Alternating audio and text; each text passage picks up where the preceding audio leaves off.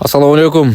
Сіздер мен Алато 001 YouTube каналы. Туғандар бұл сіздер экранда көріп жатқан екі баш ұруқты қошқар сатыққа шығып жатады. Bir қатар көріңіздер. Лайкты басау, достармен поделися қылып бөлішөз. Нашауын жақшы ұруқты қошқарлар басындағы жөнді шығарып жатады. Бойын биіктіктері метрге чейін дейді. 95-тен тегірегі және 95-тен үсті дағы шығып қалышы мүмкін екен. Бұл ағасын айтайын бойынша өзіңіздер келіп жерінен көріп өлші аласыздар. Bir қатар көріңіздер, нары бері айдап көргөз береміз.